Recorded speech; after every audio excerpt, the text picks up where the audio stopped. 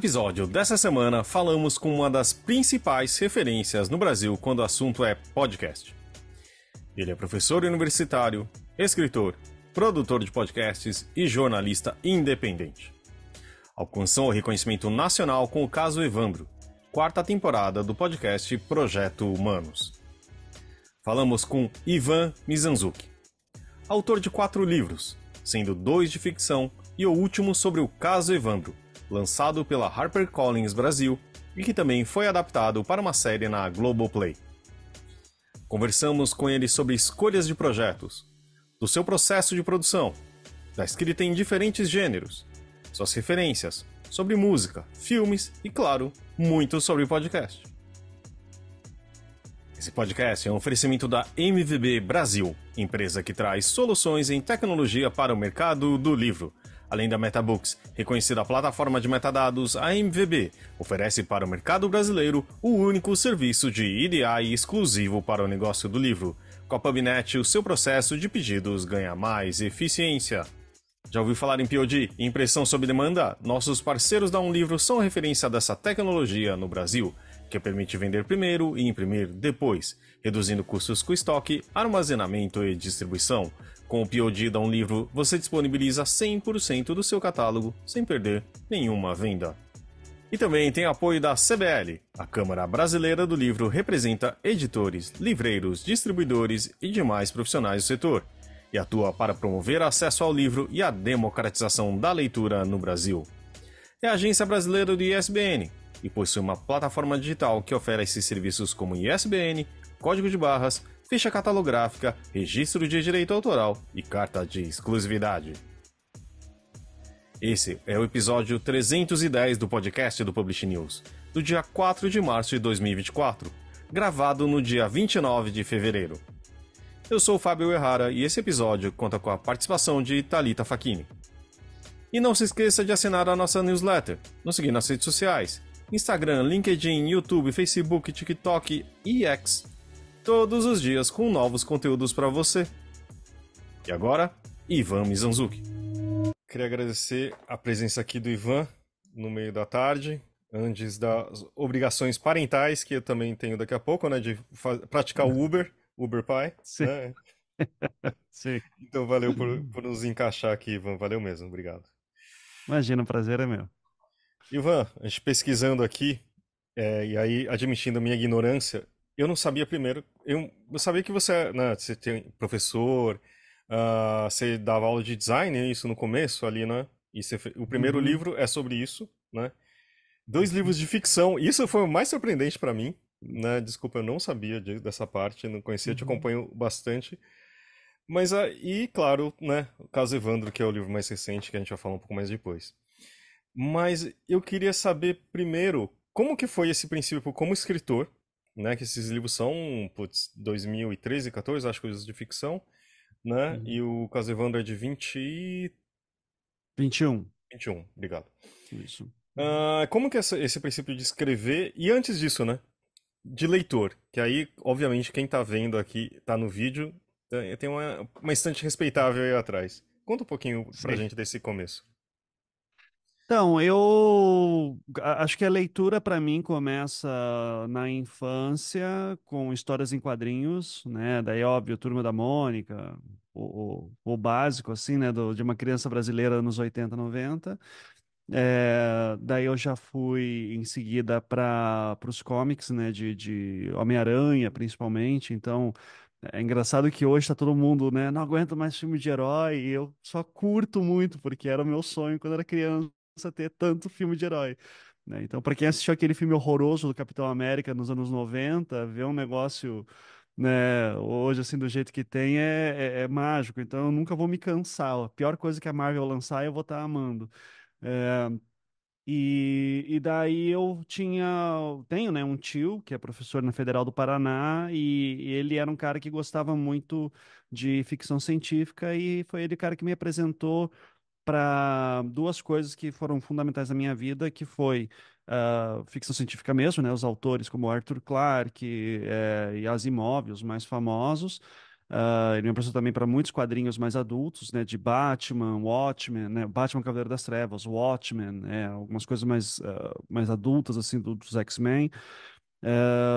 E daí, mas ele também me apresentou, isso já é da família. Meu pai foi muito roqueiro assim a vida inteira, me apresentou muito pro rock e o meu tio me apresentou o The Wall do Pink Floyd, né? E ali eu vi, caramba, você pode contar uma história através da música, né? E isso, daí eu fiquei maluco, assim, eu já fazia aula de inglês naquela época, como uma criança de classe média em Curitiba, e já comecei a querer aprender mais inglês para poder ler as letras que o Roger Waters escrevia, para poder entender qual que é o contexto e o que que era aquele filme. Então, o contar histórias para mim sempre foi multimídia, né? Foi quadrinhos, foi música, foi na literatura mais para ficção especulativa. É, eu gostava muito de um autor que a minha mãe gostava. Minha mãe sempre teve um pé meio místico, assim, né? E ela gostava muito de um autor que é um picareta gigantesco, assim, mas que na época era famoso, que é o isso é muito das antigas, Lobsang Rampa, que era o cara que dizia que ele ele tinha feito um treinamento com os lhamas no Tibete, e daí o primeiro livro dele, que é A Terceira Visão, ele fala que ele teve que passar por uma cirurgia para abrir o terceiro olho no meio dos monges do Tibete. Tem um livro dele chamado Foi Assim, que ele fala como que ele trocou de corpo.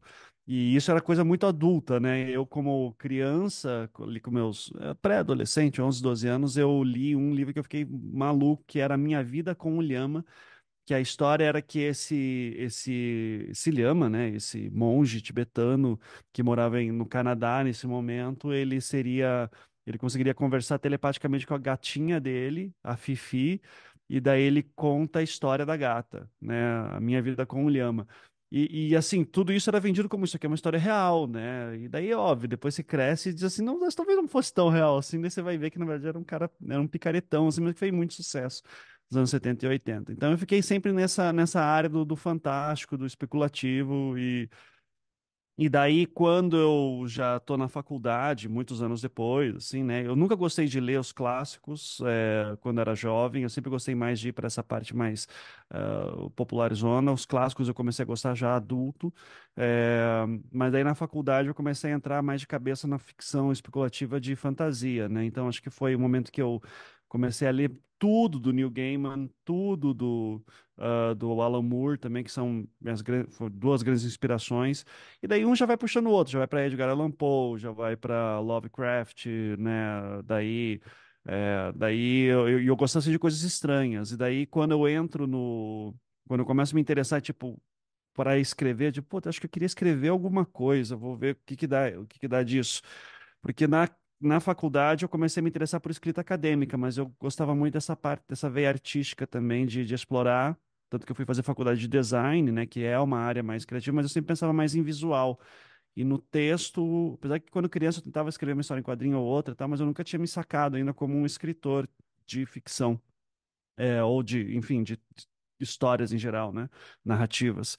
E daí vai ser lá para 2008 mesmo, eu já tenho, né, 25 anos nesse momento, que daí eu começo a entrar, ok, o que está sendo produzido no Brasil nesse momento? E daí eu acho que o autor brasileiro que me explodiu a cabeça disse, caraca, estão fazendo isso no Brasil, que legal, foi o Lourenço Mutarelli, né? O Mutarelli para mim foi um cara assim que me abriu a cabeça muito de uma ficção extremamente estranha, esquisita. Eu já estava fazendo mestrado nesse momento em ciências da religião, mudei totalmente de área porque, de novo, esse cara que nunca para em um lugar. Mas aí eu já estava lendo muito Kafka, já estava lendo muito Dostoiévski, e daí no Brasil, quando eu pego o Mutarelli, acho que o Mutarelli é o primeiro autor brasileiro que eu digo, olha só quanta coisa bacana que tem aqui. Daí o Mutarelli foi pro mundo, assim, né? Daí Daniel Pelizari, Daniel Galera, Paulo Sandrini, que foi meu professor aqui em Curitiba, inclusive. É, e esse é o caminho que eu trilho até então, sabe? Eu sempre gosto de olhar autores que não são tão conhecidos e que são mais marginalizados, né? Apesar que o Mutarelli virou mainstream, né? A partir do momento que ele foi para a Companhia das Letras em 2007, 2008. Mas eu sempre gosto um pouco dessa coisa da literatura marginal, que puxa, que, né, tenta tensionar os limites de alguma questão narrativa. Então, eu não. ao mesmo tempo eu adoro as coisas mais populares possíveis, assim, não tanto na literatura, mas no cinema, sabe? Então, tudo que esses filmes horrorosos, assim, com explosões e gente correndo atrás, tiro, e que claramente foi uma lavagem de dinheiro gigantesca, assim, de algum estúdio, eu olho, pô, filmão, hein? Então, eu gosto de umas porcaria mesmo, assim, também, então eu não sou muito do elevado, da arte elevada, mas para escrever eu prefiro fazer alguma coisa um pouco mais visceral e principalmente quando é para ler, que é esse momento que eu preciso né, curtir mais o texto, eu prefiro ir para uma narrativa não tão convencional assim, né? Mas e daí quando eu vou para escrever mesmo, eu começo querendo escrever como um acadêmico, né, fazendo mestrado e depois doutorado. Mas daí a ficção começa a me dar essa vontade de escrever contos e explorar também os limites da linguagem. E daí que em 2014 eu lanço esse primeiro livro aí de ficção, que foi o Até o Fim da Queda, que é um terror, né? Tá mais para né, uma mistura assim de um suspense com pitadas sobrenaturais. E daí também tem o outro conto que eu faço, que é o Arcano 15, né? Que ele é meio que um prelúdio do Até o Fim da Queda. E daí, nisso ponto, eu já estou fazendo podcasts, né? Eu começo a fazer podcast em 2011 e daí começo a me interessar por contar histórias reais, porque eu já estou fazendo muitas entrevistas, tudo. Daí eu digo, eu quero fazer documentários em formato de áudio, que era uma coisa que já tinha lá nos Estados Unidos muito. E daí eu já começo a usar toda essa bagagem literária na produção do podcast. E foi uma coisa quase econômica, assim, de escrever. Quando eu lançava meus livros, eu ficava muito tipo, putz, mas se eu vendi 600 cópias, foi muito, sabe? Já é um sucesso no independente. E meus podcasts estavam tendo downloads semanais, isso em 2014, assim, já estava tendo downloads de 5 mil, 6 mil downloads por episódio por semana. Então, eu dizia, porra, eu quero ser lido, eu quero ser ouvido, cara, eu quero que as pessoas consumam o que eu estou produzindo, né? E o podcast está sendo o melhor caminho. Daí eu acho que quando eu faço o projeto Humanos, em 2015, que é esse podcast narrativo, daí realmente eu encontro aí um caminho mais interessante para seguir, né? E, mas assim, a gente está sempre consumindo de tudo, né? Eu acho que não dá para parar, né? Mas eu sou um cara meio caótico nesse ponto, assim. Eu gosto de tudo bastante. Não sou especialista em nada mais, mas eu me divirto e eu tenho um enorme prazer em analisar como é que as histórias são montadas, né? E isso me leva até hoje a ter acho que o cara que eu mais admiro, assim, em questão de escrita, são dois gringos, né, que vai ser o Lourenço Mutarelli no Brasil, né, mas, assim, gringos é o Neil Gaiman, continua sendo uma grande inspiração para mim, e o Chuck Palahniuk, o autor do Clube da Luta, né, que é mais famoso assim, mas é porque, principalmente pelos ensaios de escrita dele, que eu acho que são muito legais na medida que ele passa desafios e que você tem que saber, tipo, escreva uma linha de pensamento inteira sem usar nenhum verbo de pensamento, tipo, lembrar, pensar, sentir, né? Então, como é que você transporta o leitor para aquela cena, né? Esse é um dos ensaios de escrita mais famosos dele, assim. Então, só para colocar, mas eu sou muito fã de pessoas metódicas e obcecadas por entender como é que se escreve, né? Eu não sou muito daquele cara que, vamos escrever no feeling.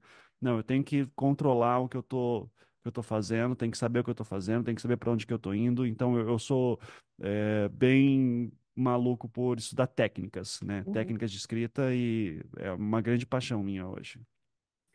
Ivan, você falou no meio da sua resposta que, aliás, quem está ouvindo a gente já pode pegar e fazer uma lista de indicações, né? São várias referências. Você falou que você gosta de contar histórias e você é realmente um bom contador de histórias, né? Produtor, escritor, podcaster, professor de curso de storytelling. Eu queria que você contasse pra gente o que que você acha que tem que ter numa história para fazer prender a pessoa. E, aliás, já queria colocar um parênteses aqui, porque a gente falou de não tietar ao vivo aqui, mas eu preciso falar, porque é muito gostoso ouvir a sua voz aqui conversando com a gente, porque eu já estou acostumada a ouvir o seu podcast, enfim, por horas e horas. Então, o que que você É. acha que tem que ter realmente para aprender? E você falou também de ser uma pessoa metódica, né, de estudar o formato, isso aí tem a ver? Uhum. Ah, Thalita, muito obrigado mesmo. Eu sempre fico muito honrado com esse carinho, né? Olha, eu sofro muito de síndrome do impostor, tá? Então, assim, eu sempre acho que a qualquer momento vai aparecer um grande. Ah, o Ivan não era nada disso, né? Foi um grande surto coletivo. Então, eu espero que, né? Eu não sou ridiculamente famoso, né? Mas eu acho que eu tenho um público muito fiel e agradeço muito essa confiança do público. Mas falando da minha técnica de escrita, de pensar roteiro, de pensar história, até quando eu também estou dando é, aulas e orientações sobre textos, eu sempre busco onde está a tensão, né? Onde está o conflito. Então, para mim, conflito é a base de toda a narrativa, né? Eu uso, inclusive, nos cursos de storytelling, passei a usar recentemente, principalmente, um trecho daquele filme adaptação, né, que é com o Nicolas Cage, e o Nicolas Cage é esse roteirista que está com uma crise, que ele não consegue escrever direito, porque ele acha que a vida é muito chata e ele quer escrever uma coisa que nem que seja a vida, que nada acontece e tal. E daí ele vai na palestra do cara que seria o do Robert McKee, né, que é o autor do livro Story e tal, que é uma bíblia assim de roteiro, tá? Daí ele vai lá e ele fala, e se eu quiser contar uma história sobre uma coisa, as pessoas vivendo e nada acontece, é só a vida tá. Daí ele fala, bom, primeiro que se você não colocar um conflito, uma tensão na sua história, você vai matar o seu público de tédio, né? Segundo, que nada acontece na vida, todo dia tem alguém traindo alguém, todo dia alguém toma uma decisão consciente de ferrar a vida de outra pessoa. Uma mãe vê o seu filho ser esmagado nas escadarias de uma escada. Genocídios, guerras, assassinatos, né? Como assim nada acontece? Por que que você vai me fazer perder 2 horas do meu tempo precioso vendo a merda do seu filme? Então de novo, eu assumo isso muito como algo que para mim é interessante, tá? Eu quero que as histórias sempre tenham um conflito, porque o conflito vai tornar isso mais apelativo, né? E o mistério por trás, por que que as coisas são assim. Então, eu acho que a dinâmica do conflito ela é muito interessante. Eu geralmente eu coloco o que eu chamo da a Santíssima Trindade da narrativa, né? Isso é uma coisa que eu inventei, eu não sei, deve ter gente muito melhor que eu falando sobre isso e deixando muito mais desenvolvido, mas eu sempre coloco que uma boa narrativa ela vai ter geralmente três elementos, né? Ela vai ter conflito, dilema e contradição. E geralmente as três coisas vão estar unidas, né? Não precisa ter os três elementos, precisa ter conflito, mas se esse conflito consegue se desdobrar para um dilema, e se esse dilema consegue se desdobrar para uma contradição, você tem ali uma trindade perfeita que te interessa, tá? Eu tendo a achar que as histórias que eu mais me interesso e a maneira como eu tento produzir histórias passam por aí. Mas assim, de novo, ao mesmo tempo eu adoro filmes como que feitos os filmes do Richard Linklater, principalmente os primeiros, né, que são lá a trilogia do Antes do Amanhecer, Escola do Rock é o mais famosinho dele, que é mais divertidinho assim, mas aqueles que são só de conversa, tipo Tape, que é um filme bem pouco conhecido dele, feito com a Uma Thurman, ai, o ator que ele adora também lá, que é do Antes do Amanhecer. O Enfim, Ethan Hawke. o Ethan Hawke, isso. É o Ethan Hawke, a Uma Thurman e mais alguém que eu não vou lembrar agora. Mas, assim, os filmes do Linklater, em geral, são filmes muito de conversa, né? E é um cara bom de fazer diálogos. E diálogos que não necessariamente são tensos. São geralmente pessoas ali vivendo, discutindo, se conhecendo e é prazeroso. Então, eu amo, assim, quem consegue fazer coisas simples desse jeito. E eu não consigo, eu não tenho, eu acho que eu não tenho capacidade de fazer. Meu sonho é fazer assim ficção, só que eu entendo só ficção, porque inclusive daí eu não vou me sentir tão mal assim, né, produzindo minhas coisas.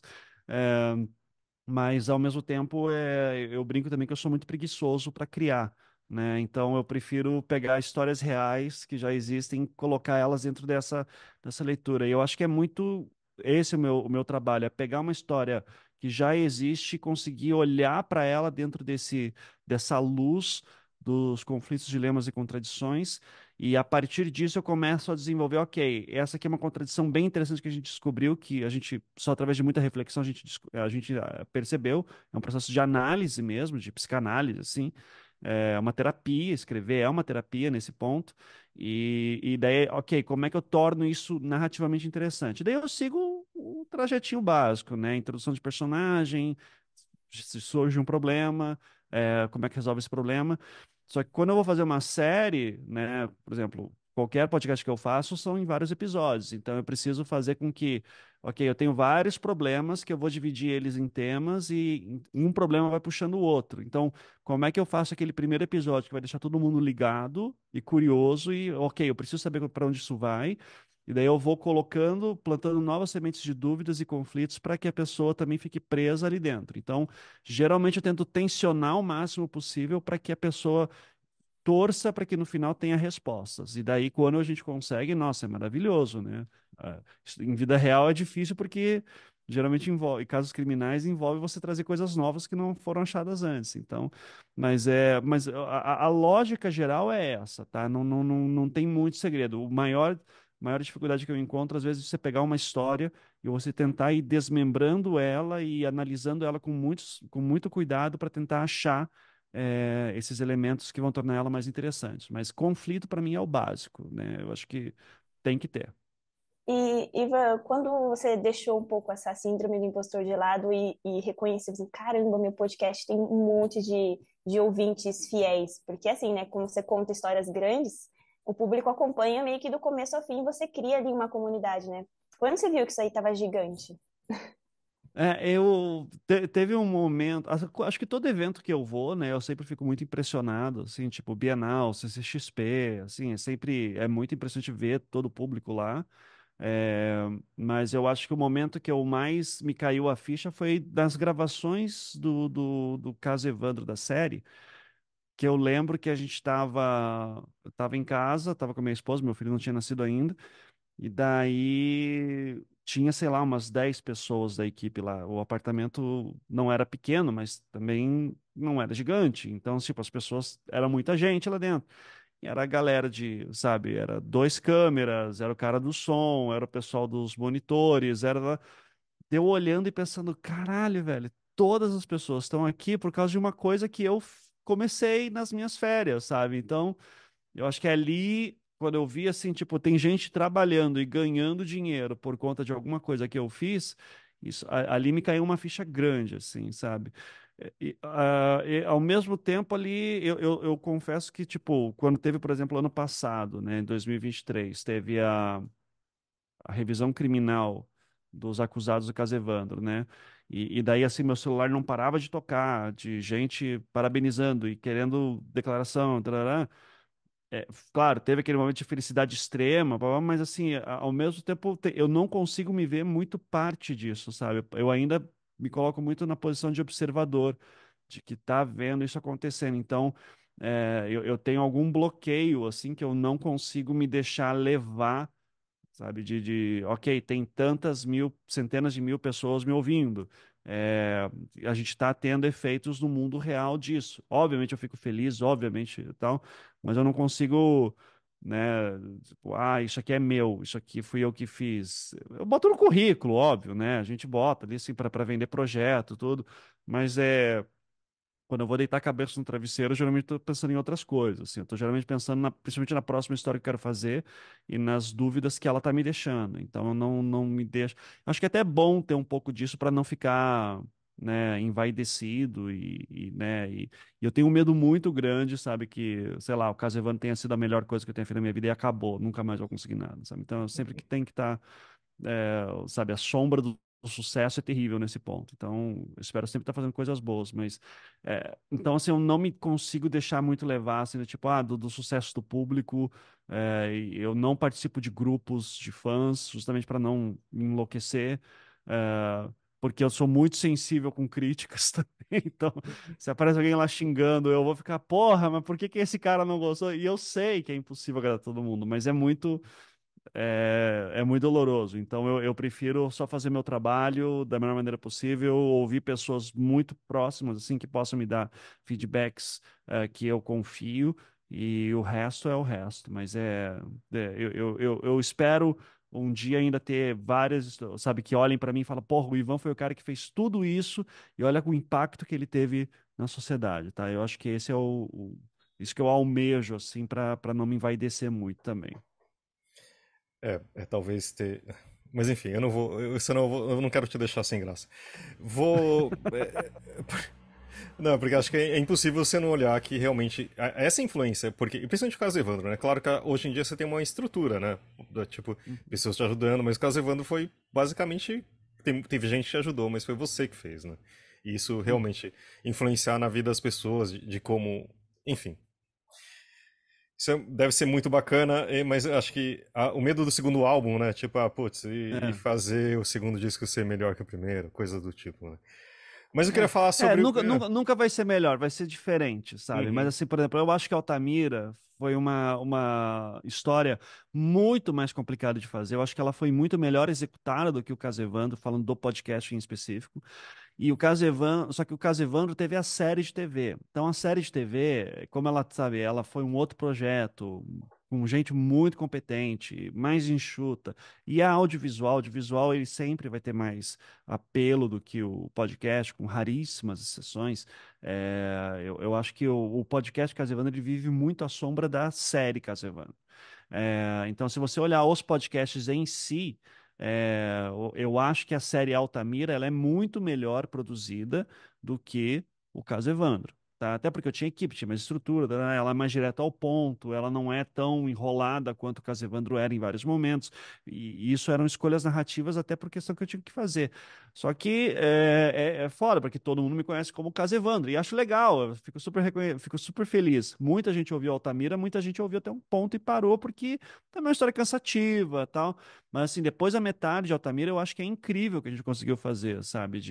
Tem coisas ali históricas também, mas que vão ser para posteridade. Então, eu acho que essa sombra aí ainda vai me rondar por muito tempo e eu espero que no fim das contas todo mundo diga assim, pô, tá aí, sabe? Ele nunca fez um álbum, sabe? O segundo álbum não pode ter sido tão bom quanto o primeiro, mas sempre eram bons álbuns, sabe? Então, o clássico é esse, mas os outros também eram muito bons. Eu espero que seja assim, né? Para a posteridade. Eu vou chegar na minha pergunta, mas assim, tipo, eu acho que também. Eu consigo ver isso, inclusive, pela sintaxe, tipo, ser mais sintético, mais direto ao ponto e mais compreensível. Tipo, o do Leandro também acho que é mais. é, Dá pra perceber que contando a história de uma forma diferente e eu acho melhor também, sabe? Uhum. É, Te pega, você dá pra perceber que assim, fala assim, nossa, eu tô passando mal, sabe? Tipo, então, e dá pra perceber que acho que é a técnica. Você narrando, pra mim, dá a impressão também que tem uma tranquilidade, que precisa, porque é uma história super pesada, terrível, sabe?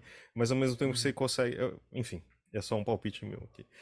Claro. Mas, mas eu queria falar mais do caso Evandro, desculpa, a gente vai falar nisso, mas eu acho que. Não, estamos aqui para isso. Porque eu acho que também. É a desculpa que a gente chamou pra você vir aqui, tá? Então é por isso. A gente Tá. vai ter que falar de livro também. Mas são três projetos bem diferentes, né? Em termos de. Claro, assim, é o mesmo assunto. Só que são histórias diferentes de ser contadas, né? Por exemplo, quantas páginas daria o caso Evandro do jeito que foi o podcast em tantos episódios? Seria um calhamaço, sei lá, Senhor dos Anéis e toda a obra, entendeu? Uhum. Então, como foi, assim, tipo, você da experiência de criar o podcast de uma forma muito independente, depois você chegar a ter tá ali no processo da criação da série, né? E depois do livro. Como que foram essas experiências? Como que foi depois do livro e você tendo passado por outro, né, escrito outras coisas e tal? Então, bom, eu começo com o podcast, né? E antes do podcast ir para o ar, ele já tinha a Maíra Lucas, né? Que é a CEO da Glass Entretenimento. Ela já era minha fã e ficou sabendo que eu ia lançar um podcast criminal. Então ela já entrou em contato comigo e disse: quero comprar os direitos para adaptação, porque acho que isso aí pode virar uma série. Isso foi antes do podcast Caso Evandro ir para o ar. Daí a gente já fez a negociação, deu tudo certo.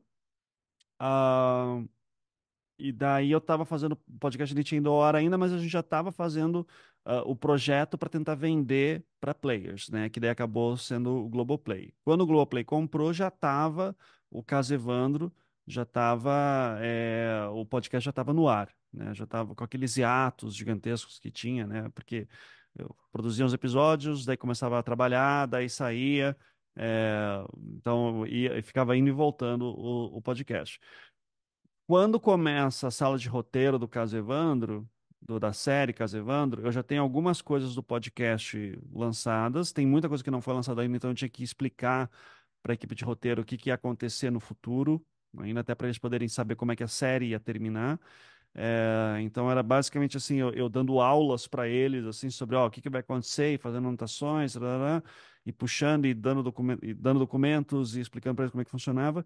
E nesse meio tempo apareceu a HarperCollins entrando em contato comigo dizendo, olha, Ivan, a gente está vendo o sucesso do podcast, a gente sabe que vai ter também a série, queria saber se você está afim de fazer o livro, né, com a gente. E era uma época que a HarperCollins estava pegando muitos influenciadores e produtores de conteúdo na internet para lançarem livros.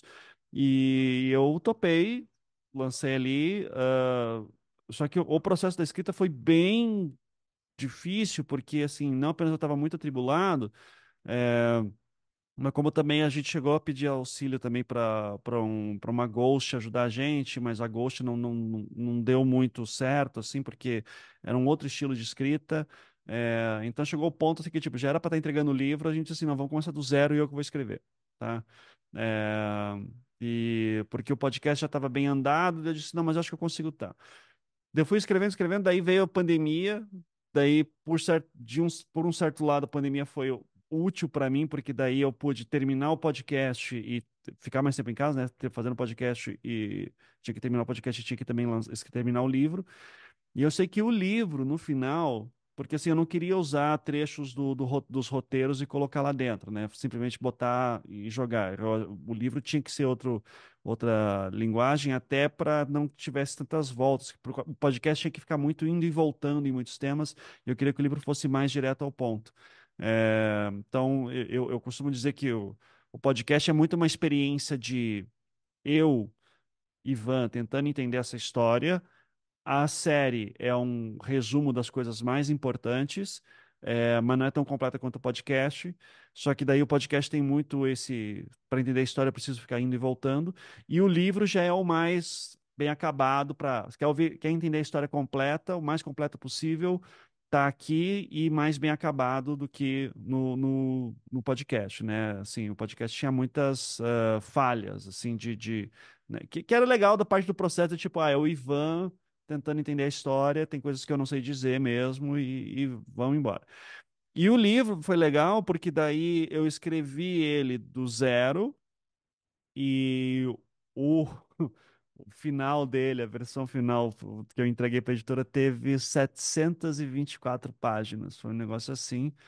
E daí, quando a editora viu que caiu para trás, né? Óbvio. Mas eu estava entregando para eles capítulo por capítulo, eles já estavam fazendo alterações e tal. Mas eles tiveram um bom trabalho editorial, principalmente a Raquel Koser, né, que foi a editora na época, assim, maravilhosa, e fez um trabalho incrível com toda a equipe da Harper. E foi muito legal, assim, porque daí, tipo, a experiência de você entregar um monstro de informações e daí alguém, uma equipe toda pegar para deixar isso mais arredondadinho, com uma história muito complexa, sem perder informação, eu achei que foi muito bacana de fazer. Então são três processos diferentes mesmo, com a mesma matéria-prima, né? Mas você vê que no o próprio livro do caso Evandro, por exemplo, ele abre com uma imagem de abertura que eu faço quando eu era criança, eu achei que a lua estava caindo, né? E eu olhava pela janela, eu tento montar toda uma imagem meio poética, coisa que eu faço parecido no caso Evandro também, falando com uma metáfora da foto, né? Imagina você olha uma foto de você criança e eu começo a duvidar que é você mesmo, como é que você me prova que é você? Eu uso também esse recurso em Altamira, daí quando eu achei que podia me afogar, né, e que tinha um monstro puxando meus pés. Então, eu sempre gosto de abrir essas histórias com uma imagem de abertura que vai, que meio que vai passar o tom do que vai ser toda aquela temporada, né? Do que vai ser todo aquele livro, toda aquela história. Só que para cada uma dessas experiências foi de uma maneira diferente, né? Foi pensar de uma maneira diferente. Então, eu acredito muito que toda história já foi contada, só muda o jeito de contar. E essa experiência de você contar exatamente a mesma história em três mídias diferentes é mais uma prova disso. São três experiências completamente diferentes: ouvir o podcast, ler o livro e assistir a série. E então. Foi um período muito prolífico, assim, eu acho que eu estava muito também chegava uma hora que eu não aguentava mais, não aguento mais Castlevania e tal. Tava louco para ir para Altamira logo, que já era a história que estava chegando, e daí no final de Altamira dizendo, não aguento mais Altamira, quero ir para outra história. Então, porque você fica um ano, 2 anos em cima da mesma história, Castlevania eu ainda fiquei mais tempo, né? Foram anos ali em cima, mas são experiências bacanas, assim, eu acho que se eu tivesse que fazer, por exemplo, uma adaptação de ficção para Castlevania, acho que seria o outro caminho também. Tipo, tá, qual que vai ser o recorte que a gente vai fazer para essa história ter sentido, para ela contar, manter o espírito da história, mesmo sabendo que a gente não vai poder contar tudo. É, cada um vai ter os seus limites, né? E eu acho que é nesse ponto que o escritor, a escritora tem que saber o que quer contar. Né? O que Uhum. você quer fazer? Você quer fazer um trabalho jornalístico que todo mundo vai ficar sabendo tudo que precisa para registro histórico? Beleza. Você quer fazer uma coisa que entretenha e informe até um certo ponto, mas que não precisa ser tão informativo? Beleza também. Mas sabe, se estabelecer um limite do que é capaz de fazer, do que também é a própria condição ali da estrutura, né? Se você está fazendo sozinho no seu tempo livre é uma coisa, se você está trabalhando com uma equipe, você tem um orçamento e um calendário. Então, o que a gente consegue fazer nesse tempo com esse dinheiro? Então, acho que tudo isso determina uma série de condições que você tem que estabelecer como regra. O que história que eu quero contar e de que maneira? E o que eu consigo fazer nessas condições? E daí faz o melhor que você pode, né? E tentar fazer isso com uma coisa que você goste, porque não tem coisa pior do que você ficar 1 ano, 2 anos com uma história que você não aguenta, né? Você só é um contratado e você não aguenta as pessoas com quem se trabalha, tal, é mais difícil. Então, tentar fazer isso da maneira mais divertida possível e que seja divertido também, tipo, ok, qual que é o mais quais as várias formas que eu tenho para contar essa história e como é que eu posso ir testando elas. Eu acho que isso também foi parte do meu aprendizado nesse processo todo. E deu para perceber que foi um processo trabalhoso, principalmente essa transformação em livro. Aí eu tenho duas perguntinhas. Você teria o interesse ou tem aí planos de transformar os outros casos do Projeto Humanos em livro também? E, separadamente disso, se há algum projeto que não é relacionado a esses de escrever, sei lá, um novo livro de ficção, ou, por exemplo? Vontade de escrever ficção eu tenho sempre, tá? Eu ainda estou vendo como que eu vou fazer isso, mas em algum momento, em algum ano, algum dia Vai rolar. vai rolar, tá? Quando, o quê, não sei, mas vai rolar. É, e sim, eu tenho esses planos de adaptar os outros casos em livros, tá? Eu só preciso ver exatamente como fazer isso, mas vai rolar, tá? Só que assim, eu já não, já sei que também temos outra situação, né? Eu sei que é, é muito bom. O livro do Casevandro, ele foi muito bom porque saiu bem na época da série do Casevandro também. Então, um puxou o outro. E até onde a gente sabe, não tá nos planos da Globo no momento fazer série de Altamira, né? Que seria o próximo livro que eu gostaria de lançar. Então, não sei como que vai ser, sabe? Quando sair Altamira, ou se sair Leandro Boss, ou se sair qualquer outra história que eu fizer. Por exemplo, eu gostaria muito de transformar em livro também as primeiras temporadas do Projeto Humanos, que eu acho que são muito legais, né? Filhas da Guerra e Coração do Mundo, mas eu não sei como que isso viraria, né? Assim, não sei se teria o mesmo sucesso comercial que teve um Casa Evandro. O meu público é fiel, mas não sei se é tanto assim também, né? Então, mas a gente tenta, né? De novo, a gente fica muito feliz com todo o carinho que recebe. Acho que até um, um- um- algo muito comum, se você acha que você ouvir sobre da dificuldade das histórias que você conta, né? Tipo, mas desculpa, eu tenho que te perguntar isso, né? Tipo, você sempre teve interesse por um lado sombrio sobre o que você acha que contou, deu algumas dicas, tipo, do interesse que sua mãe tinha por um certo ocultismo, eu não sei nem como chamar. A ficção científica sempre lida um pouco com um mundo distópico em certos casos, né? Mas assim, é um pouco de um entendimento que você tem de si mesmo, ou tipo de falar assim, puta, o mundo é uma merda, eu preciso entender o lado sombrio das pessoas, por que que elas são assim, o que causa, como que é pra você lidar com essas histórias e com tanto tempo, né? Eu acho que dá pra olhar, é uma coisa do espelho também? Olha, não sei. Honestamente, não sei. Eu adoraria, sabe, que dar uma resposta, assim, não, porque eu sou um cara atormentado, que os demônios. Então, acho que o caso Evandro teve muito disso, porque eu realmente fui uma criança que tinha medo de ser sequestrada. Eu acreditava que tinha bruxos que matavam pessoas, sabe, sacrifício humano. Esse lance mais místico da minha mãe, eu vivi muito tempo também, a ponto de acreditar que eu tinha visões quando era criança, coisa assim. Então eu tive sempre um fascínio por isso. Eu estudei em colégio católico a vida inteira, então eu sempre tive medo do diabo. Então eu não conseguia entender como assim existem satanistas que matam pessoas, sabe? Então misturava tudo na minha cabeça. Mas chegou um ponto assim na minha vida que eu simplesmente parei de me importar com isso. Tá? Eu nunca fui para a igreja, não fiz, apesar de ter estudado em colégio católico a vida inteira, eu não fiz nem primeira comunhão. Minha família nunca me colocou, e minha família não era cristã, praticante, nada disso. Era famoso católico não praticante que acredita em reencarnação, sabe? Então, coisa brasileira total, assim. Que é muito. Quando eu descobri que existe um católico, que é o padrão católico para o mundo, é uma pessoa que é muito religiosa, conservadora, que vai não sei o quê, isso para mim é muito. Isso foi para mim foi muito chocante, porque essa experiência brasileira que é outra, né, do que é ser católico. Então, as religiões sempre me deixaram fascinados, tá? E tanto que daí eu fui fazer mestrado em ciência da religião, né, na PUC de São Paulo, porque o fenômeno religioso, acreditar em alguma coisa, sempre me fascinou.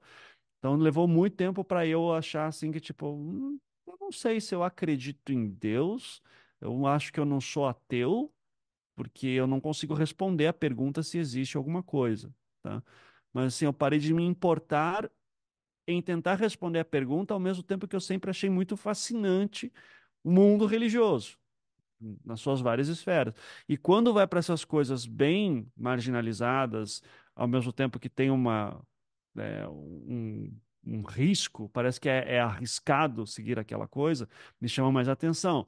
Então, por isso que eu gosto. Meu mestrado, por exemplo, em ciência da religião, não foi sobre religiões normais, né? Normais. Foi sobre chamados novos movimentos religiosos, que daí entra, especialmente o cara que eu estudei no meu mestrado, que foi o Aleister Crowley, o mago inglês, que se dizia a besta do Apocalipse, sabe? Então, é, você me pergunta o que que leva alguém a querer ser chamado de a besta do Apocalipse, sabe? Ou o anticristo.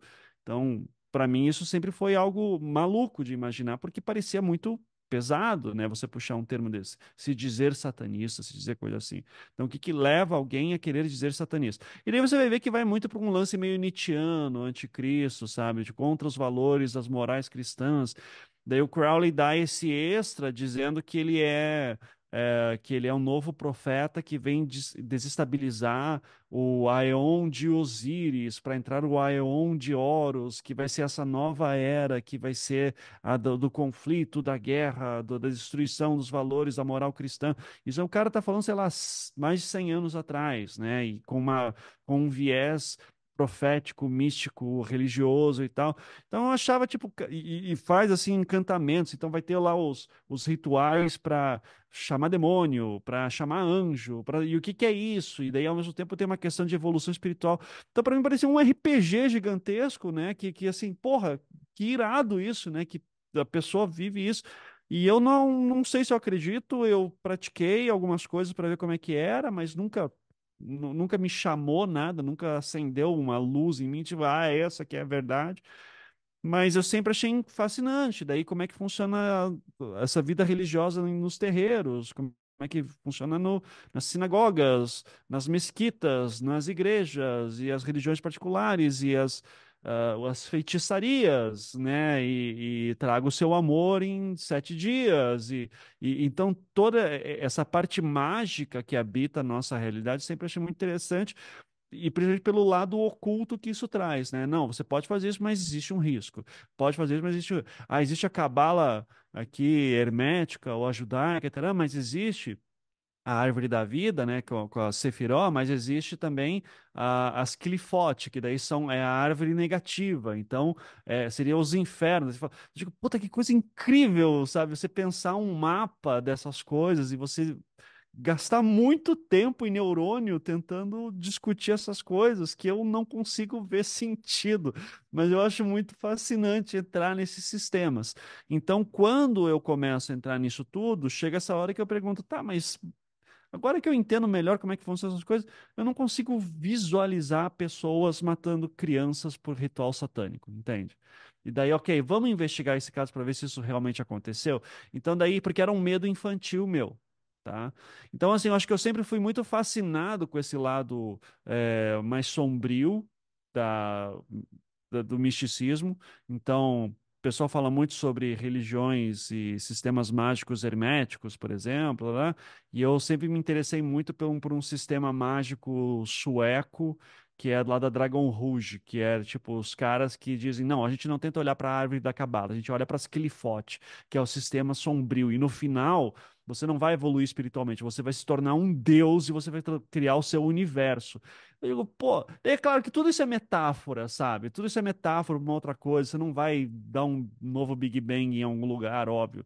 Mas como que funcionam essas metáforas? Eu acho que é delicioso o flerte com o desconhecido perigoso. Então, isso sempre me fascinou de pensar que existe. Então, como é que é a história nas crendices populares? Porra, Robert Johnson vendeu a alma pro diabo para escrever um disco, para escrever um monte de disco, não sabia tocar guitarra, daí gravou um dos discos de blues mais importantes do mundo. Gravou 11 músicas e sumiu, e as músicas todas sombrias. Essas histórias eu acho incrível. A encruzilhada, que você tem que sentar e esperar, tal. Então, e isso daí eu só acho muito maneiro. Eu não tenho a menor. Eu não tenho medo de assombração. Claro, né? Eu só estou em casa e começo a ouvir barulhos. Assim, tá. Esses dias o meu filho, muito engraçado, meu filho está com 3 anos, e daí ele chegou no nosso quarto, assim, eu com a minha esposa, daí ele chegou e disse assim. Mamãe, papai, eu tô aqui porque o menino e a menina estão brincando no meu quarto. E daí Não! E daí, a minha esposa já ficou gelada, assim, e eu comecei a entrar na onda, tipo, ai, qual que é o nome deles? O que que eles estão fazendo, sabe? Porque daí, porra, vai que tem assombração aqui, agora meu filho tá falando com fantasma, eu ia curtir muito essa questão. Então, assim, eu sou fascinado por isso, eu não sei como é que eu agiria numa situação em que eu estivesse vivendo alguma coisa realmente sobrenatural, ou sem explicação, eu não sei se eu acredito que essas coisas existem, mas eu estou sempre tentando me aproximar o máximo possível e com aquilo que é o pior, o mais assustador. E daí quando eu vou para o crime, no crime para mim é fascinante entrar nisso porque daí eu vejo a maldade acontecendo de verdade, sabe? Então, e daí eu vejo assim que nessas histórias, principalmente que quiseram colocar monstro, sabe, monstro satanista, que ritual satânico, blá, blá, blá, grupos de satanistas se reunindo para sacrificar criança, e daí você vai ver o que aconteceu de verdade é muito pior. Vai ser um pedófilo, um abusador, um assassino em série. Então, acho que o flertar com o desconhecido sombrio, eu acho muito divertido. E acho legal para justamente ser uma pessoa mais cética quando eu vejo essas narrativas acontecendo, porque daí quando eu vejo a realidade eu consigo dizer, ok, isso aqui que é o perigo, é isso que a gente tem que olhar. Tinha que olhar para essa direção aqui. E nesse processo acaba encontrando aí, acaba tendo essa possibilidade de poder desfazer lendas, né, que infelizmente causaram muito mal.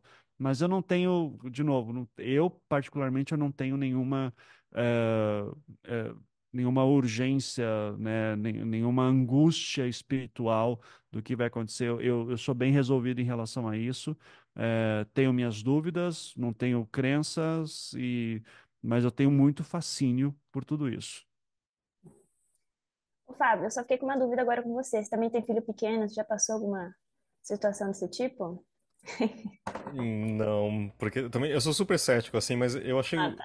Eu acho que eu faço o oposto do Ivan, mas é que eu achei um método muito legal, que na verdade, assim, você estuda tudo que te fascina, tira aqui um pouco daquele véu de mágico do mistério e acredita, né?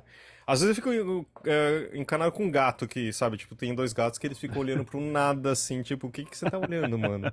Sabe, tipo, é isso, mas também Sim. não é isso também? Sim, para mim assim até não exatamente de gatos, né, mas assim dessa coisa do estranho, né? Eu lembro de me achar tipo assim, cara, existem satanistas, por exemplo, que cara, você dizer que você é satanista, você tá tomando uma consciência muito clara de tipo assim, existe Satã e você vai seguir aquele cara.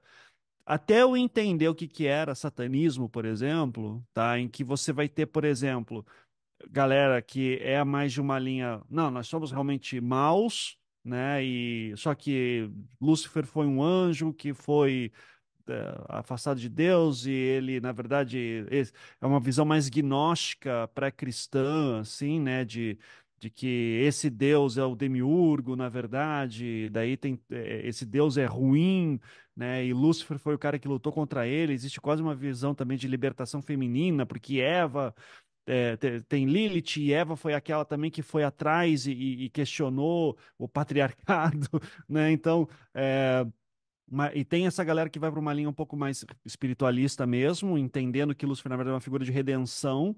Mas existe a grande maioria de qualquer movimento satanista, se você for pesquisar a fundo, principalmente em campo, era de pessoas que são, que tipo, não, o que importa é o mundo material. A gente, inclusive, muito satanista vai ser ateu declarado.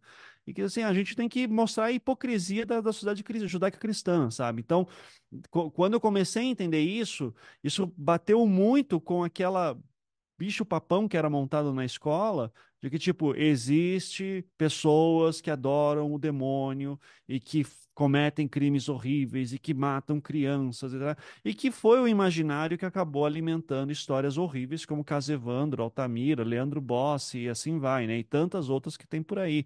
Então, eu acho que serve também para, ok, esses caras são os ruins, eu quero entender eles para poder sacar como funciona. Daí você vê, pô, peraí, não é bem assim, não existe esse satanismo organizado que vocês estão falando, isso aí entra muito mais com uma teoria da conspiração, e a gente tem que ir para outros caminhos para resolver esse cara. Então, se alguém tá usando a cartada do satanismo para resolver um crime, tem algo errado por aí, né?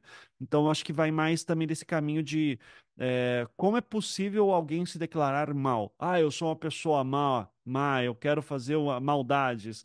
E daí eu olho, eu começo a olhar mais para isso, e tem gente que é escrota mesmo, mas geralmente não vai ser por conta de adoração ao demônio e tal. Inclusive, as piores pessoas são justamente ao contrário, vão ser aquelas que vão para as igrejas, se vestem como homens de família, né? E então essas aí são as mais perigosas sempre. Isso de contar histórias, né? Tipo, teve também o Pico dos Marins, né? Que você produziu, não é isso? Você dirigiu. É, eu Que, dirigi. Aham. e que, pelo amor de Deus, né? Alugou um triplex na cabeça, mas enfim. Maravilhoso. ah, mas, é assim, você tinha um anticast, né? Que acho que tudo começou aí também, que era. Não dá pra falar jornalístico, mas também de política. Quer dizer, começou como um design. E eu peguei nessa, né? Tipo, naquela época eu falei assim, puta, eu comecei a gostar de podcast, eu vou de design. E aí, de repente, assim, eu falei assim, nossa, o que tá acontecendo aqui nessa semana, assim, sabe? Mas foi super importante e acho que foi um do movimento também que da esquerda que naquela época tal, você tava sendo só rechaçada, tipo, a direita tomou posse da voz naquele momento. Mas enfim. E você também fez um podcast. Agora, eu confesso que eu faz tempo que eu não aparece aqui no meu agregador aqui, que era também de falar do que as pessoas. Era mais uma entrevista, né? Você Conversas tem. paralelas. É isso, Uhum. obrigado. Tu deu um branco aqui. Uhum. Você sente falta um pouco dessa coisa quente de você falar o que você acha que está acontecendo, da sua visão, assim, tirando algo mais estruturado, narrativo, quase jornalístico, se dá para falar assim? Não, não sinto a menor saudade disso. Inclusive, tô dando graças a Deus das últimas pautas que estão acontecendo, assim, que eu não estou mais fazendo isso, porque eu sentia, veja, eu acho que é super importante o trabalho do jornalista, né, que faz essas discussões semanais. Eu acho que quando a gente fazia isso no Anticast, a gente preenchia ali um vácuo que não tinha ninguém, não tinha produção de esquerda fazendo isso, né? Você ia ter mais grandes veículos fazendo uma coisa ou outra, e você tinha muita gente que era muito, eh, sabe, eu era o mais centralzão ali da galera, né? Eu dizia assim, não, a gente sempre chama social-democrata que sou eu até o comunista, né? A gente não vai chamar, né, aspectos da direita porque a gente queria justamente construir esse espaço que fosse de debate. E hoje tem muita gente produzindo conteúdos muito melhores do que eu fazia no Anticast e não tem por que fazer. Acho que o pessoal lá do B do Rio está fazendo um trabalho maravilhoso. Medo e Delírio em Brasília é um sucesso geral. O Revolution, né, que começou lá do Zamiliano, lá dentro do Anticast. Então, assim, tem tanta gente fazendo tanta coisa boa que hoje eu não sinto nem, sabe, por que que o Anticast voltaria daquele jeito, tá? Então, eu não sinto saudades.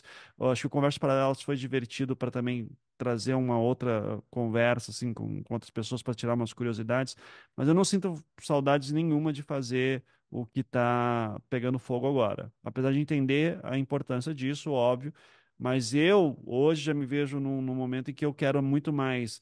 Ok, aconteceu, vamos respirar, vamos esperar isso aqui, vamos ver o que vai acontecer, e daqui a algum tempo a gente vai entender melhor, tá? Então eu não quero mais agir no calor do momento, fazendo apuração na hora, eu prefiro fazer apurações longas de coisas muito antigas que nunca foram bem explicadas e tentar trabalhar em cima disso, tá? Então eu não tenho mais esse pique aí de olha o que aconteceu, vamos fazer uma thread inteira no Twitter. Não, eu quero, inclusive, pensar cada vez mais e falar menos, tá? Então, é isso que eu prefiro trabalhar muito mais nos bastidores, porque eu sentia muitas vezes uma frustração no podcast, que é você fazer um puta programa com as melhores pessoas, apuração incrível, acertamos todas, tarará, e no dia seguinte já tem a próxima bomba acontecendo.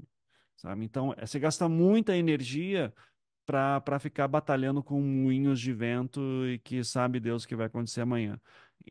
Eu prefiro hoje estudar muito bem o moinho de vento que eu quero atacar e daí ficar analisando por um ano ele para daí saber colocar as bombas no lugar certo e fazer ele e demolir, sabe? Então, se eu vou atacar os moinhos de vento, que seja, né, um específico e que eu estude ele muito bem e que, se duvidar, eu ainda consigo botar ele no chão se eu fazer com preparo. né? Então, eu prefiro me preparar mais hoje em dia.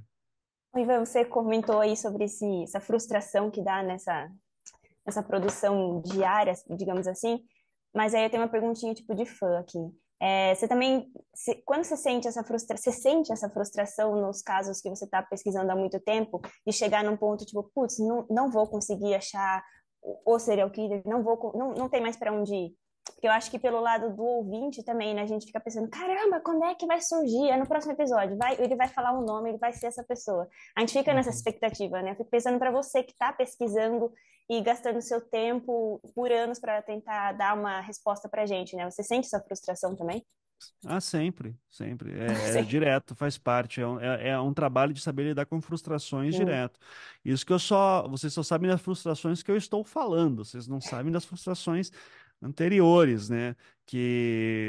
O que mais complica nisso tudo é que hoje, por exemplo, como eu trabalho com cronograma, orçamento limitado, tarará, apesar que é um orçamento muito maior do que eu já tive com Casevandro, mas assim, eu não posso mais fazer Casevandro em que lanço 5 episódios agora, daí fico 6 meses sem fazer, daí 6 meses, sabe, porque a gente vai vendo o que vai acontecendo. Tipo, isso não é mais viável de acontecer. Agora, trabalhando numa estrutura como a Globo, a gente tem cronograma, e os caras dependem do orçamento, eles fazem um planejamento para tudo isso, e isso é muito legal, né? Porque daí eu posso me dedicar só a isso. Ao mesmo tempo, tem coisa assim que, tipo, você está publicando já os episódios depois de um ano de pesquisa e produção. E daí tem coisa que tá dando resposta agora, sabe? Para você conseguir uma entrevista que você não conseguiu lá atrás. E talvez essa entrevista abra uma porta gigantesca para você. Então, é muito ficar batendo na porta dos outros, esperando que tenha resposta e não tem, não tem. Então, assim, 90% desse trabalho é frustração. É frustração, é bater nas portas erradas, mas em algum momento você vai chegando nas certas. E daí você só chega para contar o que é mais importante. Mas no caso Evandro, eu acho que eu era mais detalhista em várias coisas, assim, de tipo, eu fiz isso, fiz aquilo. Eu lembro de passar episódios inteiros analisando fitas gigantescas, sabe, com áudios horrorosos.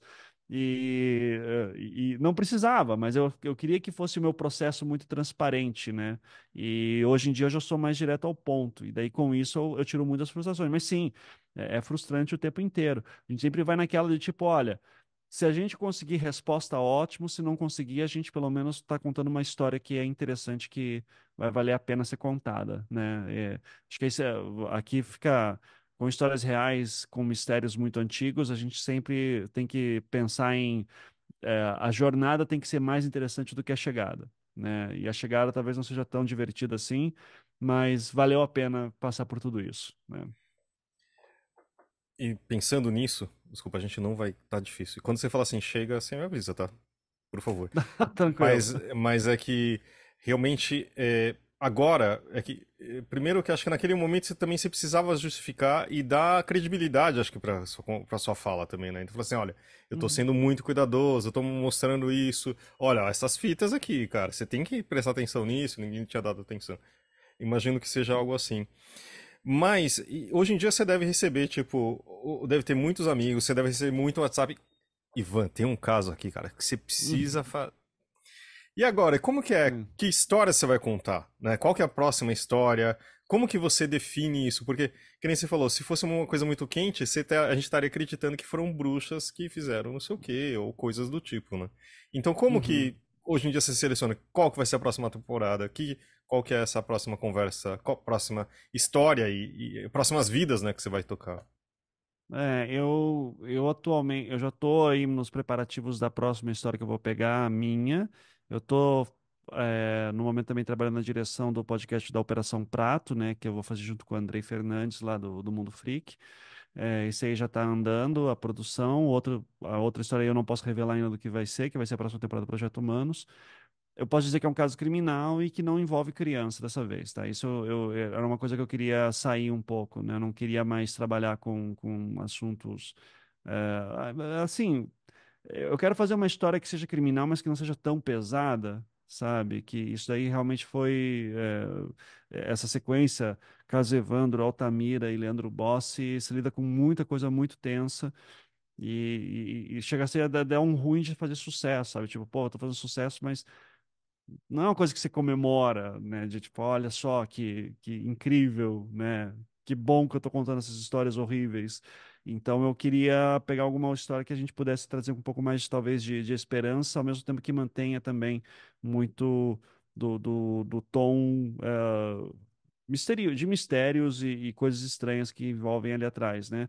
Nesse ponto, daí eu sempre analiso esses pontos de conflito, dilemas e contradições que eu tinha falado antes, né? Eu acho que esses são os meus critérios principais. Mas existe um outro critério que eu uso muito, que é eu não posso falar só do crime. Tá? Então, eu não posso simplesmente dizer, aconteceu isso e tal. Eu tenho que usar o crime como um evento social para fazer uma leitura antropológica dele, sociológica dele. Então, assim, esse crime tem que me falar alguma coisa sobre aquele momento daquela sociedade, e eu tenho que tentar avançar nesse crime de alguma maneira. Eu tenho que tentar esclarecer ele de alguma maneira. Se não for um crime de interesse público, de tipo que todo mundo discutiu muito, assim, por muito tempo, que seja pelo menos para a família que está angustiada ou que tem dúvidas e que passou muito tempo e não quer, sabe?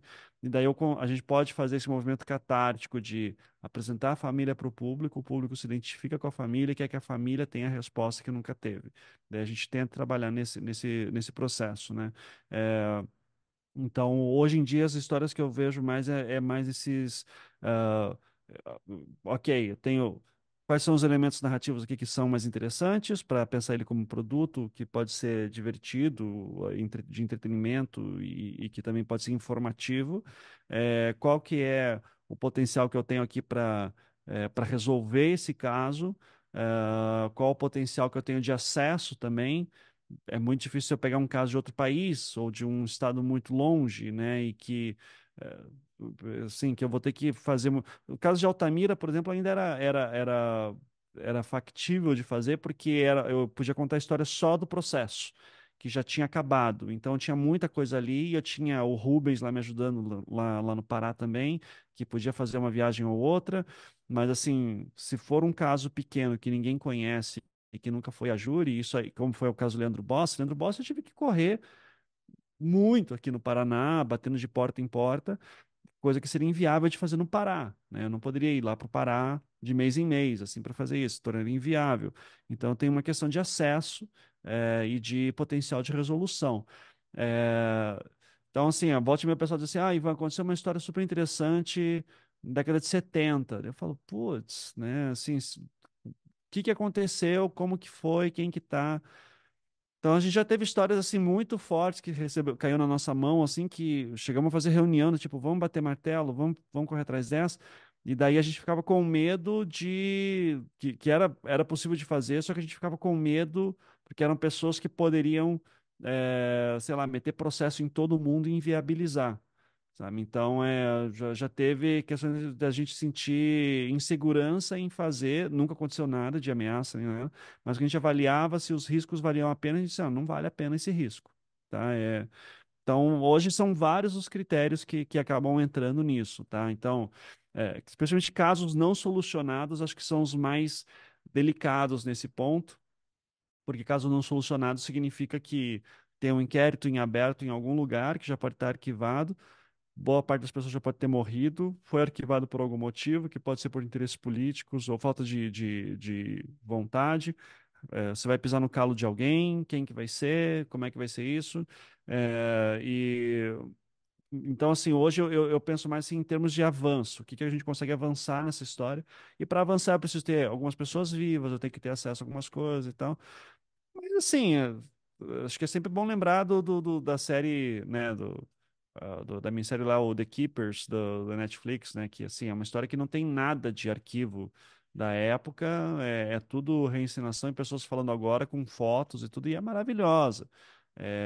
Então, ou tem o The Keepers, tem o próprio documentário Civil War, do Ken Burns, também a série do Civil War, que é só cartas, documentos e fotos e é maravilhoso, sabe? Então, só que daí demanda mais tempo dentro do que eu estou atualmente disposto a fazer. Eu acho que eu estou mais disposto a tentar resgatar histórias que são possíveis de serem resolvidas ainda com algumas pessoas vivas, né? E daí um dia talvez eu pegue lá um caso que aconteceu no século XVIII, e daí vamos ver o que a gente tira disso, né? Pode ser, seria uma experiência interessante.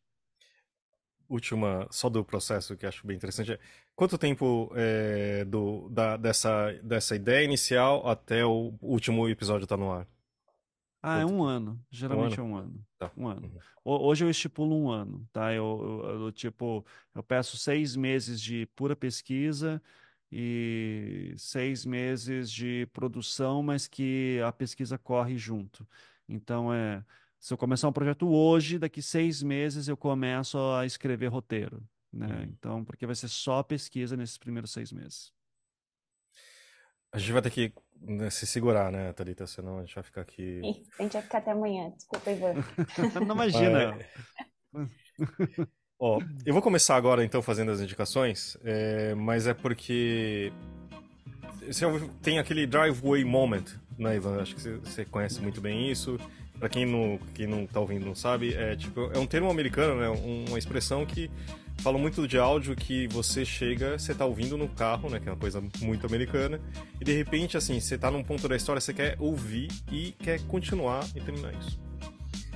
E você foi responsável por alguns deles, mas eu lembro de um que eu uso até, eu dou aula sobre produção e tal, que são 2 episódios, o A Verdade Nua e Crua, né, que também é do Projeto Humanos, e uma que é do Eterno Devedor, que é a história do Samuel Lourenço, que é um cara que ele, em primeira pessoa, ele conta a história de um moleque ferrado, que tem problemas em casa gravíssimos, familiares, e ele comete um homicídio. Ele conta isso em detalhes de um jeito que você fala assim, caramba, o que tá acontecendo aqui? Só que. E depois ele mostra como é preso, do tipo. E cenas que ele descreve, do tipo. De como tá na prisão no Brasil. Que você não. As pessoas têm que dormir. São 3 andares de prisão. Não, de beliches. E 2 ou 3 pessoas em cada andar. E você dorme em turnos. E as pessoas elas têm que ficar em pé ou sentado, isso dentro de uma cela. E no calor, vem uma pessoa e puxa um rodo de suor de tantas pessoas que estão lá dentro. Isso me marcou, na verdade, não só porque é uma história incrível, que você fala assim, caramba, quem esse cara fez, mas também de mostrar de como o Samuel, ele sofreu, ele mostra, de como que ele mostra o processo de culpa, de como ele vê o que ele fez na vida, né, o que ele faz a respeito disso.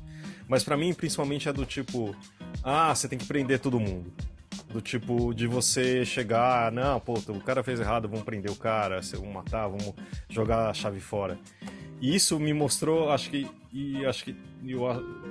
que mais incrível da sua história é você se colocar no papel, tipo, daquele pai, daquele irmão, etc., e daquela pessoa, e você fala assim, cara, não, isso tá errado. Sabe, o sistema judiciário brasileiro tem muita coisa errada, o sistema prisional, sabe? Imagina assim, fala assim, 20 anos é muito pouco, 5 anos é pouco. Você fala assim, meu, isso é viver em inferno na Terra. Eu não acredito em inferno, mas isso é um inferno. Então você fala assim, tem alguma coisa errada nisso, entendeu?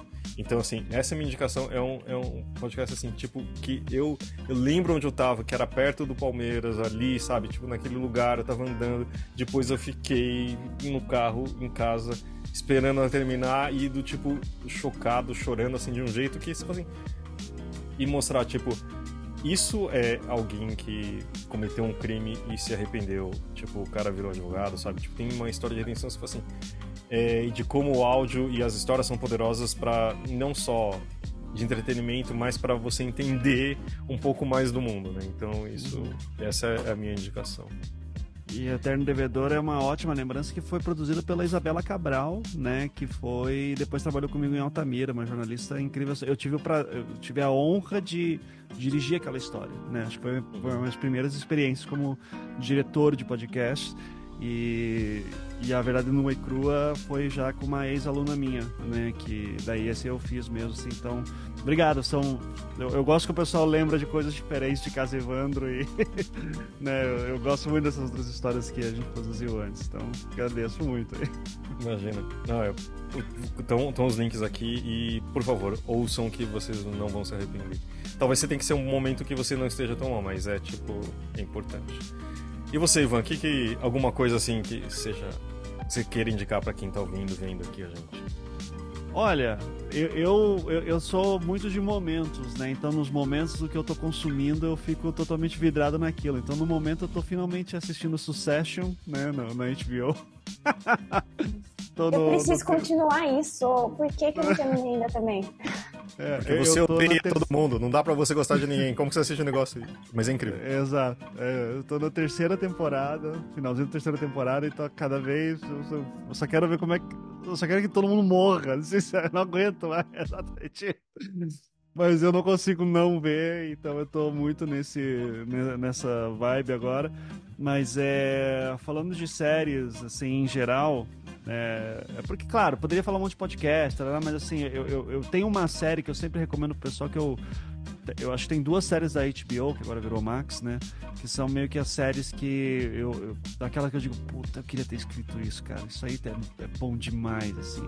Primeira temporada do True Detective, eu acho que é perfeita. Ela junta tudo o que eu gosto, que é filosofia pessimista, caso criminal, sobrenatural, Lovecraft, né, Arthur Machen e o Chambers e o Rei do Amarelo. Eu digo, puta, que eu queria muito ter feito isso. Eu vou chupar muito essa ideia ainda um dia.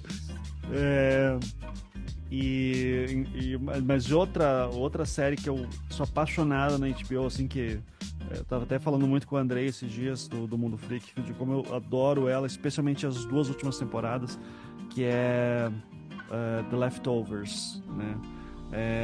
Que Leftovers é baseado num livro. Quem escreve a série é o Lindelof, né? Que é um cara polêmico, assim, tá, mas que daí eu aprendi a gostar muito do cara justamente por causa do Leftovers. E nessa série, a primeira temporada é baseada no livro, a série só segue o livro na primeira temporada. E a partir da segunda e terceira já é o Lindelof criando o próprio, eu acho que fica muito melhor depois. Mas o plot da série é que do nada, simplesmente um dia, 2% da população desapareceu. Simplesmente desapareceu. Sim, tava aqui, alguém sumiu e não tá mais.